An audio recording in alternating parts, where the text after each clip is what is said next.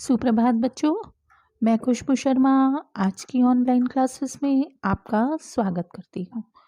बच्चों, आज हम पढ़ने वाले हैं हिंदी वसंत। हिंदी वसंत के अंतर्गत हम पढ़ेंगे पाठ 17 बाज और सांप। तो आइए बढ़ते हैं पाठ की ओर।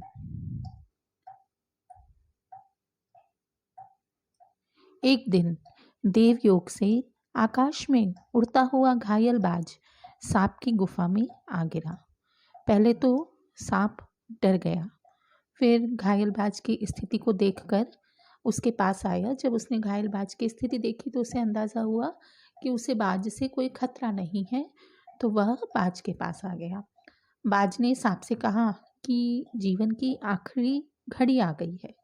उसने समस्त सुखों का भोग कर लिया है। आकाश की असीम ऊंचाइयों को उसने अपने पंखों से नापा है। और सांप से कहता है बाज कि तुमने जीवन भर आकाश में उड़ने का आनंद नहीं लिया है।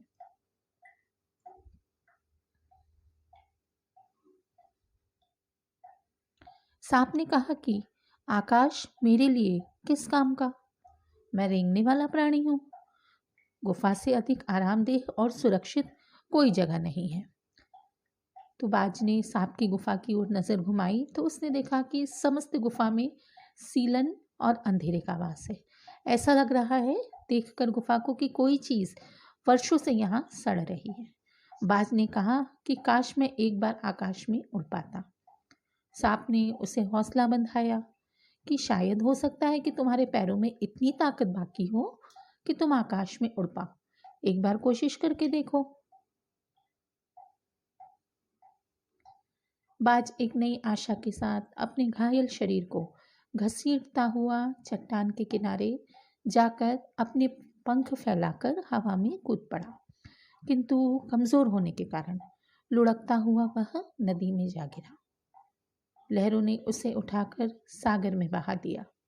बहुत देर तक सांप बाज की मृत्यु और आकाश के प्रति प्रेम के संबंध के बारे में सोचता रहा। उसने सोचा कि मैं भी आकाश की ऊंचाइयों को नापूंगा। कम से कम एक बार मैं भी आकाश का स्वाद चख लूं। यह सोचकर सांप ने अपने शरीर को सिकोड़ा और रेंगकर अपने को आकाश की शून्यता में छोड़ दिया।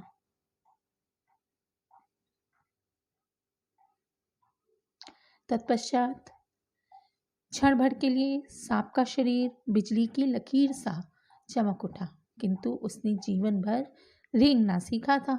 वह उड़ न पाया और धड़ाम से पत्थरों पर जा गिरा। देवयोग से उसकी जान बच गई। वह सोचने लगा कि बाज अभागा था, जिसने आकाश की आज़ादी को प्राप्त करने में अपने प्राणों की बाजी लगा दी। थोड़ी देर बाद सांप ने चट्टानों से धीमा संगीत सुना कि लहरें मधुर स्वर में बाज के लिए गीत गा रही हैं कि तुम अमर हो, तुमने अपना जीवन बलिदान कर दिया।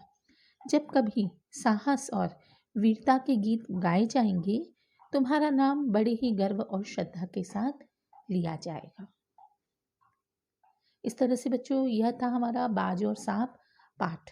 आशा करती हूँ कि आपको पाठ का सारांश पाठ को समझने में मदद करेगा। इसी के साथ हमारा आज का वीडियो यहीं समाप्त होता है बच्चों। धन्यवाद।